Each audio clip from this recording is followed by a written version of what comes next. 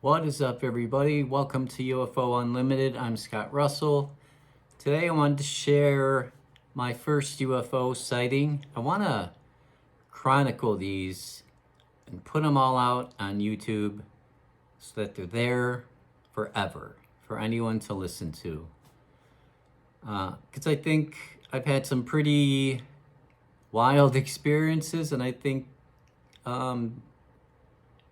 every sighting is important.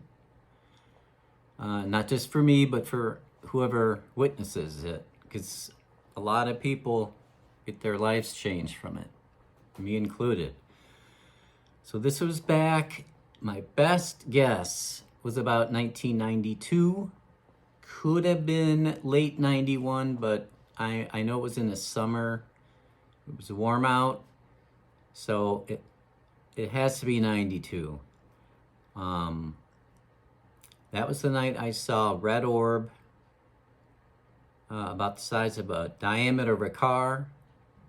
And there's a lot of details coming up about what the orb looked like, what it did. You're going to want to stick around for it, but I want to give you a little background story. And the more I thought about this, I need to include this part because for whatever reason that night, I did go out most nights. I think I was about 19, maybe 20. I was in a band, and I didn't spend a lot of nights sitting at home with nothing to do, but there were a fair share of nights with nothing to do. But for whatever reason, this night I suddenly got like super antsy. And I think it may have something to do with the UFO. I think in a way maybe it was calling to me, like it wanted to be noticed, because I remember I was antsy, and one of the first things I did was just kind of walk around the house. And we had a ranch. This whole subdivision was a ranch.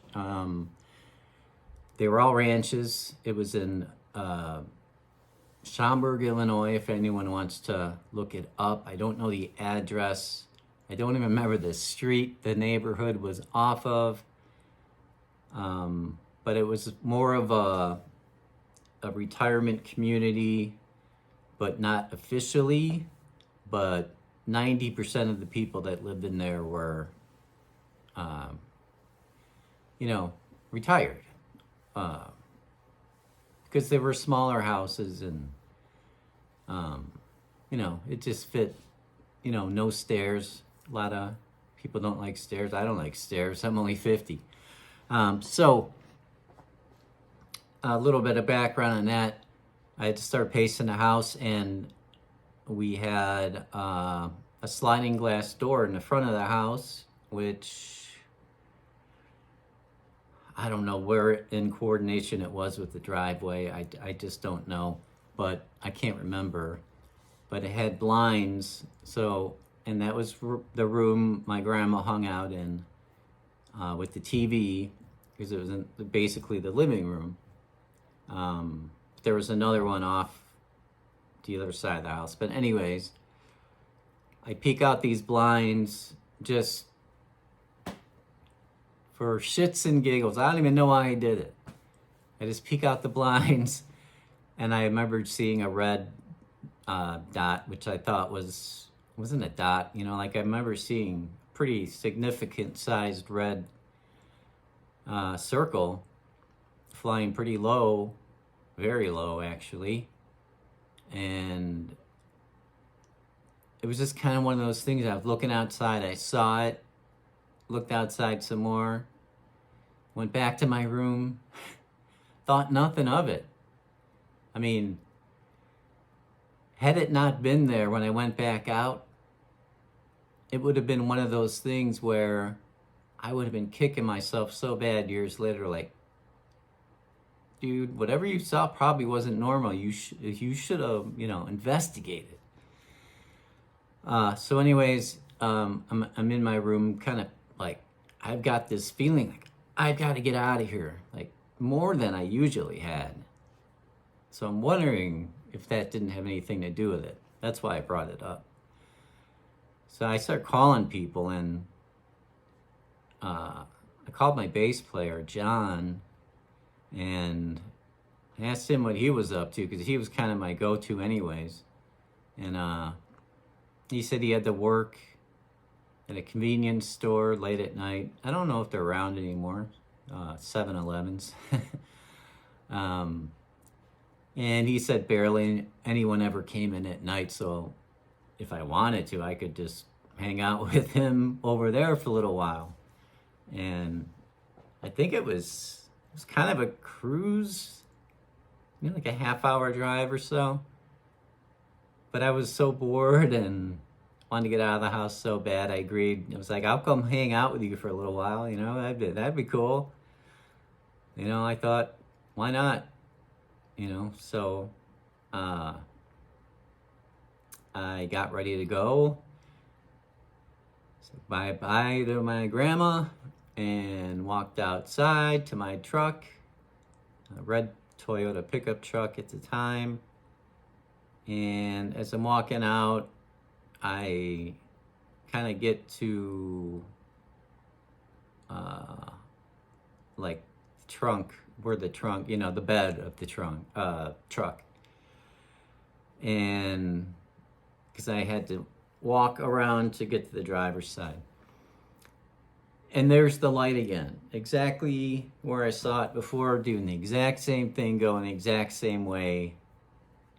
And now that I'm outside looking at this thing, now it's got my attention. And there were a couple moments in this sighting that were frustrating for me. The very first of which is right when I see it, I'm in awe looking at this thing, but directly across from me are my neighbors, 5, 6 people. They're standing outside. I don't know if they're saying hello or goodbye. I don't know what they're doing. They were one of the younger couples on the block. I believe they were Indian. So I couldn't understand what they were saying. And I was looking at this UFO, which was behind their house, so they couldn't see it. So after looking at it for a while, and seeing them starting to look at me slowly, kind of everyone just kind of stopped talking and started looking at me, because they think I'm just standing there looking at them, So I'm like, oh, I can't have them thinking that, I'm like staring at them or something, like I don't like them or something like that. So my first instinct, which was probably, I'm about to sneeze, I might have to edit. My first instinct was just to get in my truck and see if I could get a better look at it, so like these people didn't think I was looking at them, but I could still drive to find a UFO. So I was chasing it around. I only pretty much knew how to get from the street to my house. The neighborhood itself had a bunch of circly roads and stuff like that, and at night, looking up all the time, forgetting where you are, trying to chase an orb that's just flying around nice and slow around your whole subdivision wasn't very easy. But I did it for like 5-10 minutes, maybe. I don't remember timetables all that well. It was a while ago. These are all best guesses. It was probably around 5 minutes I followed it before the idea dawned on me, like, all right, you've seen it enough. Now what? And I'll get into the specifics of it soon. But let's face it, if I started off with that, you wouldn't still be here. So Um, I did go back and I went back to my house and I said, Grandma, do you have a camera? You know, it's all panicky and in a rush. And she's like, what's going on? I got a camera. I'm like, where is it? Where is it? Where is it? So, you know, she moves slowly to go get it. I'm like, Grandma, there's a UFO outside. Come on, hurry up. She said, oh, okay. Here's the camera. I take it and I book outside and start chasing it again. Get really close. I'm taking these pictures that would have been undeniable proof. Undeniable. I was so close. 10, 15 feet away at one point. Could have hit it with a rock. I know I say that a lot, but it's true. And what it looked like was just a big globe about the diameter of a car. It wasn't like a plasma ball or anything like that. It actually had thousands and thousands of tiny little lights on it, which looked like LED lights, red LED lights. So it would pulse, it'd be on, it'd pulse off, and then pulse back on. And when it was off, I don't remember seeing it at all. I don't know if just because it was dark and with no lights you couldn't see the craft, but I only saw it when it was lighting up. But that's not, I'm not saying it was invisible otherwise. I'm just adding a detail that I don't remember if you could see it when it wasn't, you know, pulsating. So I'm thinking I'm getting the best pictures in the world, and I figure at this point I have enough, but I'm still trying to get close to the thing. All of this is happening within about the span of 10 minutes. And I pull into a court, and this is one of the points where I was closest to it. So I'm just in amazement, and all of a sudden, you know, I'm in this court, standing, you know, right outside my truck, door open, but, you know, looking up. And again, another frustrating part was instead of being able to just concentrate on the UFO, I noticed there was a woman walking towards me from one of the houses because I had my headlights shining one way and she was coming from the house over here. And I saw a lot of cars parked and like a lot of people. I could see a lot of people moving around in the house. And I'm thinking, what does this lady want with me, you know? Leave me alone. And she gets about like halfway towards me and she starts saying, can I help you?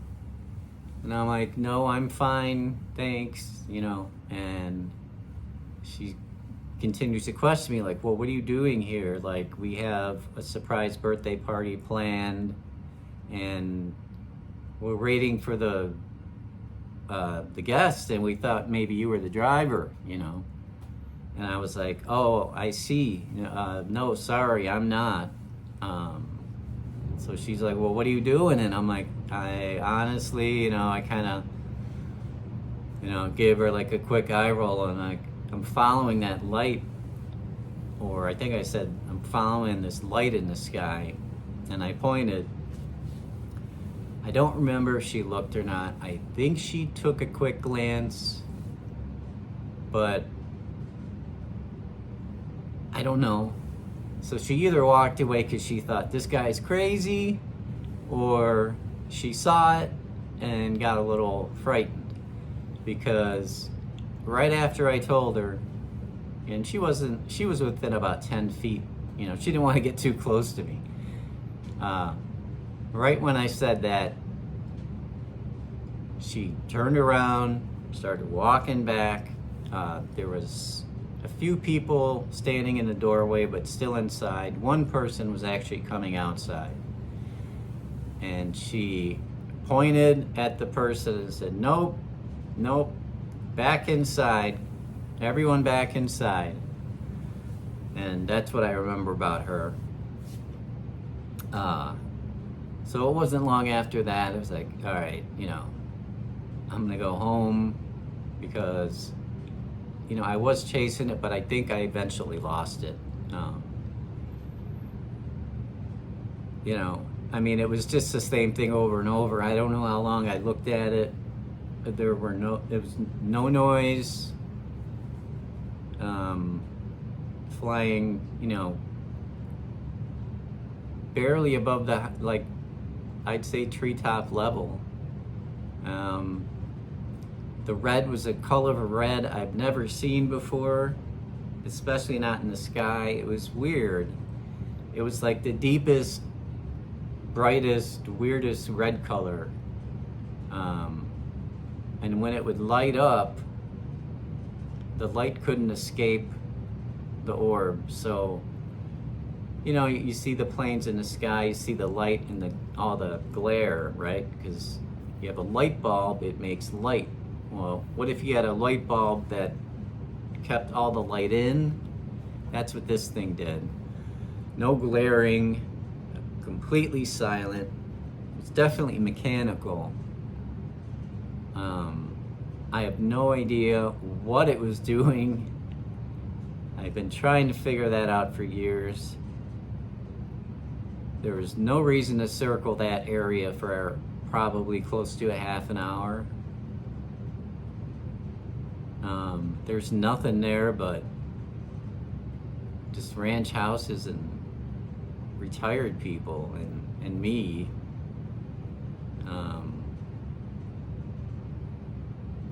So when I got back home, I asked my grandma if she saw it, and she's like, yeah, I was outside having a cigarette and I was watching it. And I was like, cool. She saw it. So when I got back, of course, I opened up the camera. Now, this was film, people, like just a little cheap, just a little clicker, a roll of film that would take like 24, 36 pictures. I don't even remember.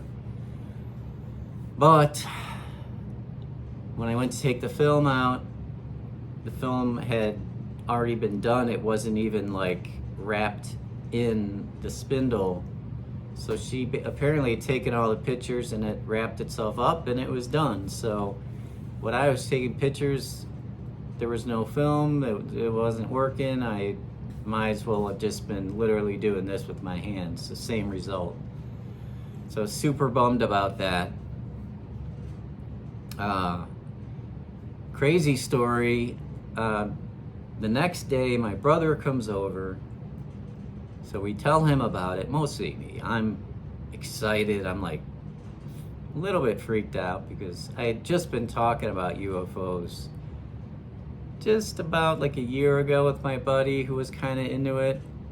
And he had some pretty wild theories of stuff I'd never heard of. And it kind of fascinated me for a few days, and then I got back into music. But my grandma dropped a bombshell on me that morning. She said when she was a kid living in Chicago, she doesn't remember the age, but a flying saucer crashed into someone's yard on their block. I don't know if she said like a neighbor's yard, meaning, someone they knew on the block. It wasn't like their neighbor's next door yard. It was, from what she said, it sounded like it was more down the, like 3-4 houses down the road. She said her and her friend were able to see it. And that was before, she said, all the people came and blocked off the area. I was like, wait a minute, what? And she said, yeah, it's true. It crashed and they, all those people came and that was it. I never heard anything else about it, So that was a bombshell. I asked my dad he had ever heard her say that, and he said no. She never told him that. So, if you have experiences with UFOs and you have someone close to you that you can trust telling, that's not gonna do the whole tinfoil hat. Try sharing an experience with them, because they may have one also, and may bring you closer. But that was my first UFO sighting. I think I've got all the details in there, and that propelled me into believing, well, knowing that UFOs were real. But it didn't put me over the edge. I was really excited for maybe like 3-4 days, and it kind of wore off. I did tell one of my friends about it, and the very next night we both sat out there waiting for it to come back, just in case, but it didn't. And that's really the story. My next video is going to be my next encounter, which happened in 2010. And since then, that seems to be the one that catapulted all my other sightings. But that was the one that really changed me. So we'll get into that one next. It's going to be called something flying saucer, cloaking flying saucer, because that's what happened. And I know if you've been watching my videos, you're probably starting to get sick of that story, but I just feel it's so important. It's part of the reason I'm putting myself out here to be scrutinized, or whatever people want to, call people who believe that UFOs and aliens exist, I've never seen an alien. I've never talked to one. Got things flying around here. I've never been aboard a craft or anything like that. I have no recollection of anything, although every researcher I talk to, when I tell my stories, they're like, dude, you have to be an abductee, and you just probably don't know it. So we'll get into more of that, but this is my first one, and I've got a great guest coming up tomorrow, Mark Ali, and we're going to talk about the human skull and the crystal skull, and it's going to be an amazing show. I've read the book, and it's fascinating. So thanks for checking out this video. Hit subscribe. Interviews coming up, more stories, more experiencers, and we're gonna rock it. We're gonna find the truth. So let's do it together, okay? Hit subscribe. I'll never ask for PayPal. I'll never ask for a dime. All I ask for is just subscribe. So that gives me more ability to find new guests, saying, hey, look at all these subscribers. And then people like maybe Luis Elizondo would come on the show, because I got some questions for him that I have not heard asked. So subscribe, and we'll see you soon. Peace to all, and God bless those poor people in Ukraine.